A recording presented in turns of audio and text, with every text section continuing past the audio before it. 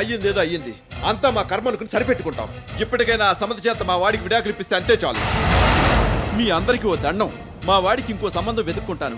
వాడి బతుకు నాశనం కాకుండా చూసుకుంటాను. Please control your self. ఎంత ఆవేశం వస్తే మాత్రం ఇలా ప్రవర్తిస్తారా ఎవరన్నా? ఇంటి విషయాల గురించి ఇక్కడ డిస్కస్ చేయొద్దు ప్లీజ్. వచ్చిన పని మర్చిపోయి మనం ఇలా ప్రవర్తించడం భావ్యం కాదు. అనవసరంగా వీళ్ళు ఇబ్బంది పడతారు.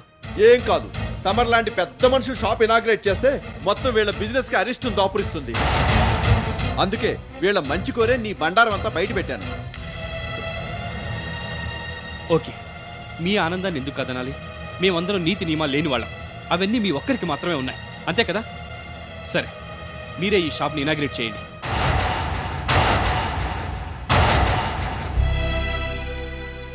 ఐఎమ్ సారీ, అనవసరంగా మీకు చాలా ఇబ్బంది కలిగించాను.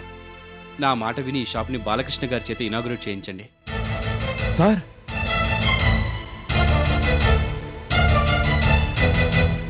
ప్లీజ్, నేను ఇలా ఎందుకంటున్నానో అర్థం చేసుకోండి. అనవసరంగా రభస చేయడం నాకు ఇష్టం లేదు. ఇప్పటికే చాలా గొడవైంది. ఈ ఒక్కసారికి నా మాట వినండి. My best wishes will always be there with you. Balakrishna గారు కూడా పరాయి వాళ్ళేం కాదు కదా. ఆయన ద్వారా ఈ షాప్ ఇనాగ్రేట్ కావడం మీకు చాలా మంచిది.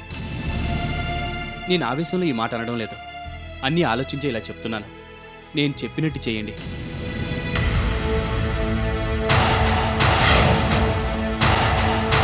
అంటే మీరు చెప్పగానే నేను ఈ షాప్ని ఇనాగ్రేట్ చేయాలా? మీరు కాదనుకున్న పనిని నేనెందుకు చేయాలి? ప్లీజ్, చిన్నపిల్లల్లాగా ప్రవర్తించకండి. నేను మీ మీద ఎంతో గౌరవంతోనే ఈ సలహా ఇచ్చాను. పాపం నా మీద కోపంతో అనవసరంగా వీళ్ళని ఇబ్బంది పెట్టకండి. ఎంతో ఆశగా ఇన్వైట్ చేశారు, వీళ్ళని డిసప్పాయింట్ చేయకూడదు. Please consider my request. మన ఇంటి వ్యవహారం మూలంగా వీళ్ళు ఇబ్బంది పడకూడదు. నా మాట వినండి. నేను ఇక్కడ ఉండడం మీకు ఇష్టం లేదు కాబట్టి వెంటనే బయలుదేరి వెళ్ళిపోతాను. మీరే ఈ షాప్ని ఇనాగ్రేట్ చేయండి. సార్, మీరు వెళ్ళిపోతారా? అవును, అదే మనందరికీ మంచిది. నేను ఇందాక చెప్పాను కదా, my best wishes will always be there with you. నేను ఎప్పటికీ మీ శ్రేయోభిలాషినే. నేను మరోసారి మీ షాప్ని విజిట్ చేస్తాను. దయచేసి నా మాట కాదనొద్దు. నేను ఎందుకు ఇలా వెళ్ళిపోవాలనుకుంటున్నానో అర్థం చేసుకోండి. Please carry on. నా మూలంగా ఇప్పటికే చాలా ఆలస్యమైంది. I wish you all the best. వస్తానండి.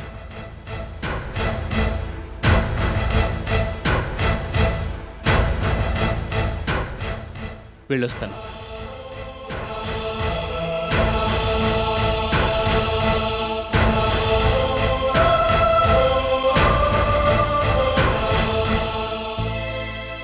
మీరెందుకండి ఇక్కడి దాకా రావడం?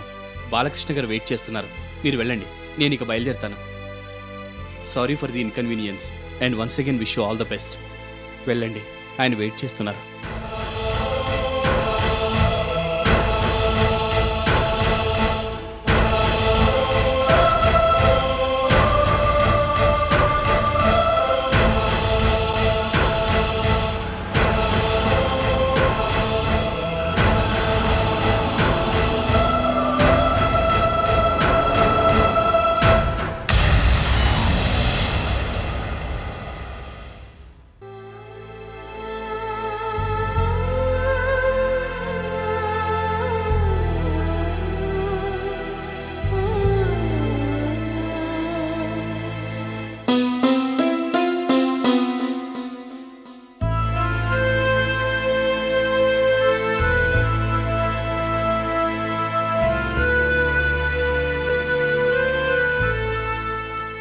ఏంటి సుధీర్, పొద్దున టిఫిన్ కూడా సరిగ్గా చేయలేదు.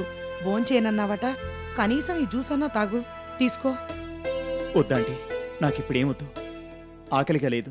కాదులే, నాకు తెలుసు. ఆకలెందుకు వేయదు? నీకు మనసు బాగోలేదు, అంతే కదూ? ఈ మనసు ఎప్పుడు ఇంతే, దిక్కుమాలింది. మనుషుల్ని బాధ పెట్టడమే దీని పని. ముందు నువ్వు ఈ జ్యూస్ తాగు. మనస్సంగతి తర్వాత ఆలోచిద్దాం. వద్దాంటి. నా మాట విను. నీ కోసమని నేనే తీసుకొచ్చాను. నా కోసమైనా తాగు.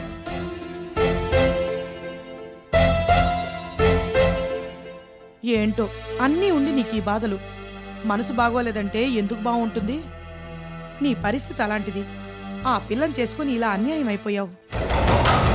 భర్త అన్నాక కోపం రాకుండా ఉంటుందా? భార్య మీద చేయి చేసుకోకుండా ఉంటాడా?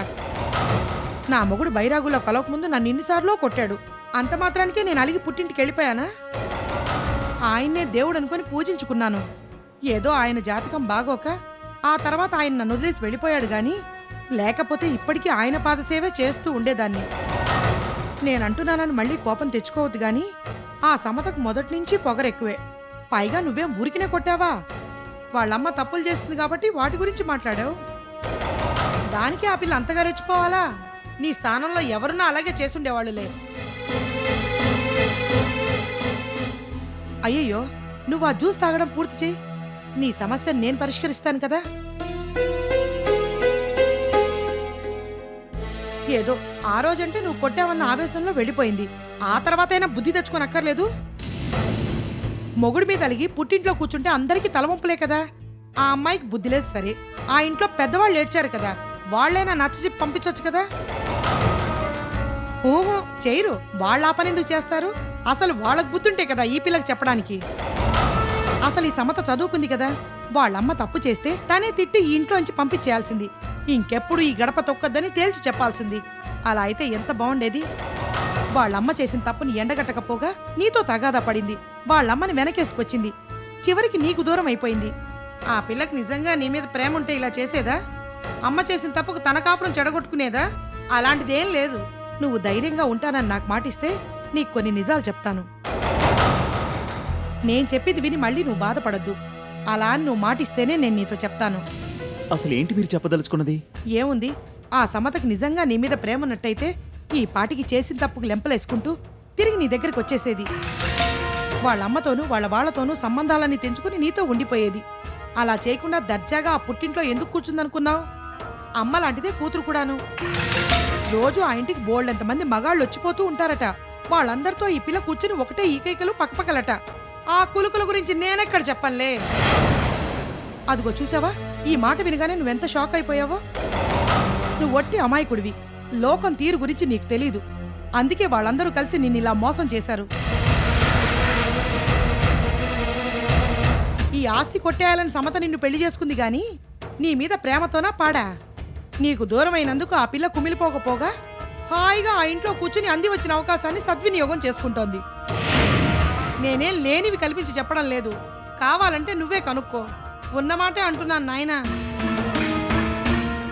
నీ బతికిలా అయిపోయేసరికి చూడలేక ఇదంతా చెప్తున్నాను. నిన్ను బాధపెట్టడం నా ఉద్దేశం కాదు. ఆ సమత స్వభావం ఎలాంటిదో ఇప్పటికైనా తెలుసుకోమంటున్నాను.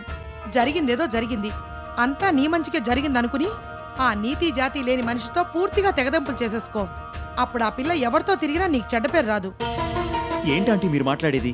నీ మంచి కోరే ఇదంతా చెప్తున్నాను. నీ భార్యగా ఆ ఇంట్లో ఉంటూ ఆ పిల్ల ఈ పాడు పనులన్నీ చేస్తోంది. నీకెంత అప్రతిష్ట. ఈ విషయం కృష్ణకు కూడా తెలుసు. కాకపోతే నీకు చెప్పడానికి భయపడుతున్నాడు. నీ దశలే సున్నితమైన మనస్తత్వం కాబట్టి నువ్వు ఈ విషయం తెలిస్తే తట్టుకోలేవని, ఏమన్నా అఘాయిత్యం చేసుకుంటావేమోనని వాడి భయం. అక్కడ ఆ పిల్ల చేస్తున్న నిర్వాకం గురించి నాకెప్పటి నుంచో తెలుసు. ఇప్పటికైనా నీకు ఈ విషయాలు చెప్పకపోతే నీకు మరింత అన్యాయం జరుగుతుందని గుండె రాయి చేసుకుని చెప్తున్నాను. ఆ పిల్లకు అసలు సంసారం చేసే లక్షణమే లేదు. ఇక ఆ అమ్మాయి గురించి పూర్తిగా మర్చిపో. భార్యాభర్తలుగా ఉంటూ మీరిద్దరూ ఇలా విడివిడిగా ఉండడం చూసే వాళ్ళకేం బాగోదు. పైగా ఆ పిల్ల అలా రెచ్చిపోతుంటే నలుగురు మన గురించి నానా రకాలుగా మాట్లాడతారు. ఆవిడిగారు చేస్తున్న తప్పులకి మనమెందుకు శిక్ష అనుభవించాలి? అందుకే ఆ పిల్లను వెంటనే విడాకులు ఇచ్చేయమను. నీ సమస్యకు అదే పరిష్కారం. ఏంటి అలా చూస్తున్నావు? నేను బాగా ఆలోచించే నీకు ఈ సలహా ఇస్తున్నాను. ఈ విషయం గురించి కృష్ణకి ఇంతకు ముందే చెప్పాను. వాడసలు నా మాట పట్టించుకోలేదు. నీ గురించి బాధపడిపోతాడు తప్పితే నీ బతుకు బాగు చేయడానికి పూనుకోడు. గాల్లో దీపం పెట్టి దేవుడా నీదే భారం అంటే అవుతుందా? మన ప్రయత్నం మనం చెయ్యాలి. ఆ ఇంట్లో వాళ్ళ నడవడిక బాగోపోతే పిల్ల మంచిదే కదా అని నువ్వు సరిపెట్టుకోవచ్చు. కానీ ఈవిడ గారు కూడా అదే బాపతని తేలిపోయింది కదా.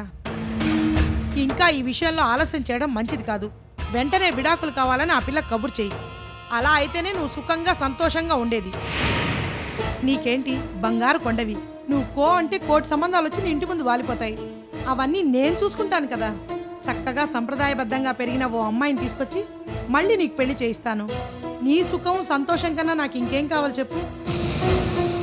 అసలు ఆ తర్వాత జరగాల్సిందంతా నేను చూసుకుంటాను కదా. నాకు వదిలిపెట్టాయి. నువ్వు ఈ విడాకుల సంగతి తేల్చు. ఈ ఇంటికి పట్టిన శని వదిలిపోయినట్టు అవుతుంది. ఆ పని నువ్వెంత త్వరగా చేస్తే అంత మంచిది. ఇంకా రోజులు గడిచిన కొద్దీ నువ్వు మరింత అల్లరి పాలవుతావు. చేతులు కాలాక ఆకులు పట్టుకొని ఏం ప్రయోజనం చెప్పు? అందుకే పరిస్థితి అంతదాకా రాకముందే నువ్వు జాగ్రత్త పడు. నేను చెప్పింది వెంటనే చెయ్యి. వస్తాను బాబు. ఏదో నీ మంచి కోరి ఇదంతా చెప్తున్నాను, నన్ను అపార్థం చేసుకోవద్దు.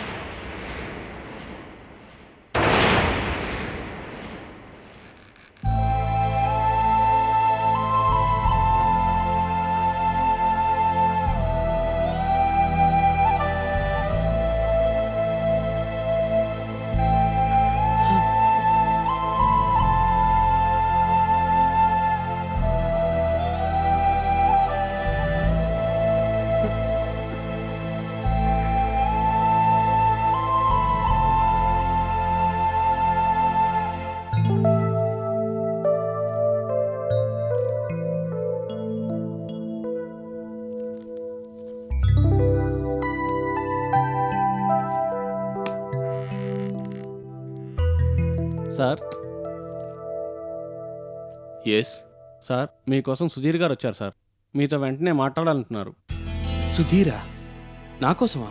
అవును సార్, బయటే ఉన్నారు, మిమ్మల్ని కలవాలంటున్నారు. వెంటనే రమ్మని చెప్పు.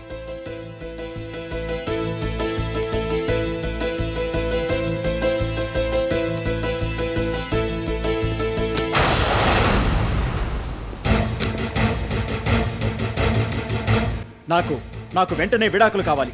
సమతతో మాట్లాడి ఇప్పించండి. ఏంటి అలా చూస్తున్నారు? చెప్పింది వినపడలేదా? నాకు విడాకులు వెంటనే కావాలి. సమతతో మాట్లాడండి. ఏంటి సుధీర్ ఇది? ఎందుకు ఇలా మాట్లాడుతున్నావు? నువ్వు బాగా ఆవేశంలో ఉన్నట్టున్నావు. ప్లీజ్ కొంచెంసేపు అలా కూర్చో, రిలాక్స్ అవ్వు. నో, నా జీవితాన్ని సర్వనాశనం చేసి ఇప్పుడు ఏం తెలియనట్టు రిలాక్స్ అవ్వమని నాకు సలహాలు ఇస్తున్నారా? నాకు మీ నాటకాలన్నా మీ మనస్తత్వాలన్నా అసహ్యం. అసలు ఈ విడాకుల గురించి మాట్లాడడానికి ఇంత దూరం వచ్చాను కానీ లేకపోతే మీ మొహం చూడడం కూడా నాకు ఇష్టం లేదు. అయినా క్యారెక్టర్ లేని వాళ్ళ గురించి అసలు ఆలోచించడం అనవసరం. ముందు నాకు ఆ విడాకులు ఇప్పించండి, నాకు మనశ్శాంతైనా దక్కుతుంది. ఆ తర్వాత మీరు మీ ఫ్యామిలీ ఏం చేసినా నాకు అనవసరం. మీరెంత విచ్చలవిడిగా చెలరేగిపోయినా, వావి వరసలు మరిచి ప్రేమ కలాపాలు సాగించినా నేను పట్టించుకోను. సుధీర్? అవును, సుధీర్నే మాట్లాడుతున్నాను. ఇక భరించడం నా వల్ల కాదు. ప్రేమ పేరుతో పూర్తిగా మోసపోయాను. నా బతుకుని చీకటి చేసుకున్నాను. అందరిలో నవ్వుల పాలయ్యాను. ఎంతమంది ఎన్ని రకాలుగా చెప్పినా, మా నాన్న వద్దని నన్ను బతిమాలినా నేను అప్పట్లో వినిపించుకోలేదు. కోరి కొరివితో తలగొక్కున్నాను. అందుకు తగిన ఫలితాన్ని అనుభవిస్తున్నాను. అయిందేదో అయింది, ఇక నా వల్ల కాదు. మీ క్యారెక్టర్ల గురించి అర్థమయ్యాక ఇక నేను ఒక్క క్షణం కూడా సహించలేను.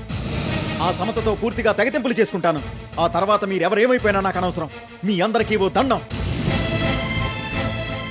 ఏంటి సుధీర్ ఇది?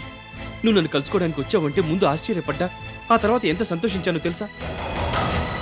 నువ్వు మనసు మార్చుకుని మళ్ళీ సమతకి దగ్గర అవ్వాలనుకుని ఇంత దూరం వచ్చావేమోనని సంబరపడిపోయాను. ఇప్పటికైనా నువ్వు నిజానిజాలు తెలుసుకున్నావేమోనని ఆనందించాను. కానీ నువ్వు ఇలా మాట్లాడతావు అనుకోలేదు. అవును, తెలుసుకున్నాను. నిజానిజాలన్నీ తెలుసుకున్నాను. మీ అందరి నైజం గురించి పూర్తిగా అర్థం చేసుకున్నాను. అందుకే విడాకులు అడుగుతున్నాను. చేసిన తప్పును తెలుసుకుని తన వాళ్లతో తెగదెంపులు చేసుకుని నా దగ్గరికి తిరిగి రాకపోగా సమత ఆ ఇంట్లోనే ఉంటూ విచ్చలవిడిగా ప్రవర్తించడం దారుణం. మీలాంటి వాళ్ళకి ఇదంతా మామూలే కావచ్చు, కానీ నేను చాలా సంప్రదాయబద్ధంగా పెరిగాను. మాకు ప్రాణాల కన్నా పరువు ప్రతిష్టలే ముఖ్యం. తెలిసి తెలియని అమాయకత్వంలో ఆ క్యారెక్టర్ లేని మనిషిని కోరి పెళ్లి చేసుకున్నాను. ఇప్పుడైనా నా జీవితాన్ని నేను సరిదిద్దుకోకపోతే ఇక నా బతుకు అర్థమే ఉండదు. ఎవరు నీకు ఇవన్నీ చెప్పింది? ఎవరు చెప్తే ఫ్యాక్టే కదా. కానే కాదు, ఎవరో కావాలని నీ మనసుని పూర్తిగా కలుషితం చేశారు. నీ కళ్ళకి గంతలు కట్టారు. వాళ్ళ స్వార్థం కోసం ఇదంతా చేశారు. అన్యాయంగా అమాయకురాలైన సమత మీద ఇంత బురద చల్లారు. అసలు వాళ్ళకి మనసు ఎలా వచ్చింది? మళ్ళీ చెప్తున్నాను విను. క్యారెక్టర్ విషయంలో సుప్రతీక, నేను, సమత ఎవరికి తీసుకో. నీతి నియమాల విషయంలో మీ అందరికన్నా ఎప్పుడూ ముందడుగులోనే ఉంటాం. ఎవరో ఏదో చెప్పినంత మాత్రాన నీ భార్యనే నువ్వు ఈ విధంగా అనుమానించడం, అసభ్య పదజాలంతో అవమానించడం ఘోరం. ఇప్పటికైనా నువ్వు నిజం తెలుసుకోకపోతే జీవితంలో చాలా నష్టపోతావు. తెలుసుకున్నాను కాబట్టే ఇలా మాట్లాడుతున్నాను. ఆ సమతని అమాయకంగా నమ్మి నేను ఎంత నష్టపోయానో నాకు తెలుసు. ఈ షాకు నుండి నేను ఎప్పటికే కోలుకుంటానో నాకే తెలియదు. జీవితంలో ఆనందం లేకపోయినా ప్రశాంతత అయినా ఉండాలి. ఆ మనిషికి భర్త అనిపించుకుంటూ నేను ఇంక ఈ సమాజంలో ఎవరికీ మొహం చూపించలేను. అందుకే పూర్తిగా తెగదెంపులు చేసుకుని మనశ్శాంతి అయినా దక్కించుకోవాలని తాపత్రయపడుతున్నాను. నో సుధీర్, నువ్వు చాలా ఆవేశంలో ఉన్నావు. నువ్వు సరైన నిర్ణయం తీసుకోవటం లేదు. ఇంతకాలం ఓపిక పట్టావు, ఇంకొంతకాలం ఓపిక పట్టావు. సమత ఎలాంటిదో నీకు తెలిసి వస్తుంది. నిన్ను కావాలని ఇలా పక్కదారి పట్టిస్తున్న వాళ్ళ నైజం గురించి కూడా నీకు అర్థమవుతుంది. అప్పుడు మేమెవరో నీకు చెప్పనవసరం లేదు. నువ్వు సమత మళ్ళీ ఒకటవుతారు. ఆ రోజు దగ్గరలోనే ఉంది. నువ్వు దయచేసి అప్పటిదాకా ఆవేశపడినని నాకు మాట ఇవ్వాలి. నా మంచి చెడుల గురించి నాకు బాగా తెలుసు. ఈ విషయంలో నాతో ఆర్గ్యూ చేసి ప్రయోజనం లేదు. నేను అన్ని ఆలోచించే ఈ నిర్ణయం తీసుకున్నాను. నాకు విడాకులు ఎప్పుడు ఇప్పిస్తారో ఆ విషయం తేల్చి చెప్పండి. ఏంటి అలా చూస్తున్నారు? మిమ్మల్ని అడిగేది. విడాకులు ఎప్పుడు ఇప్పిస్తారని అడుగుతున్నాను.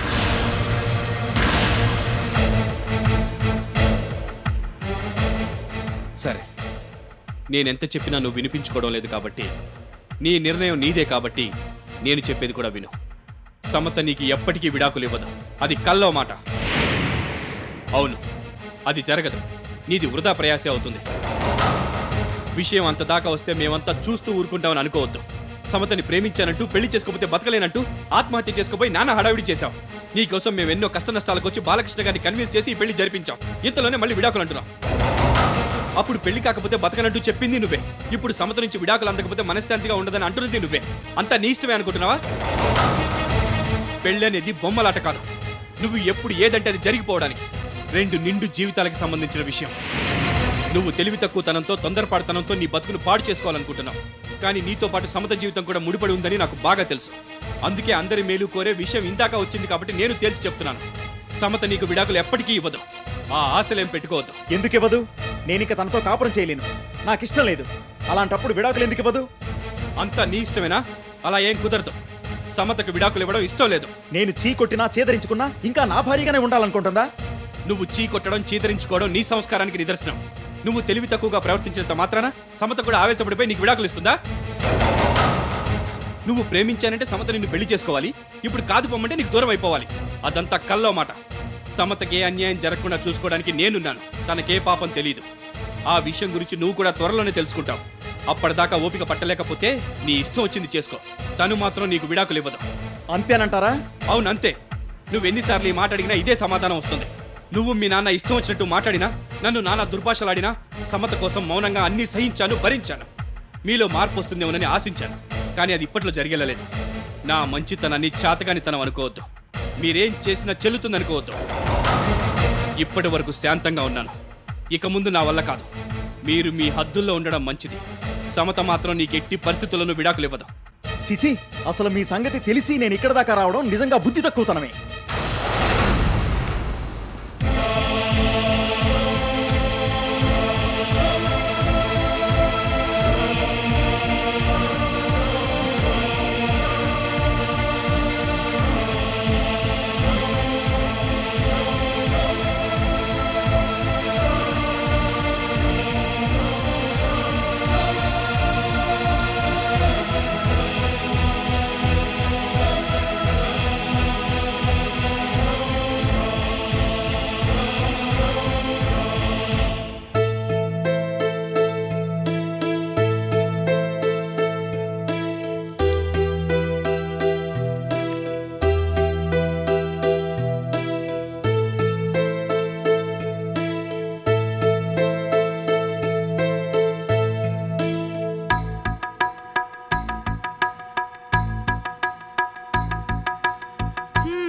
ఇక్కడున్నావా?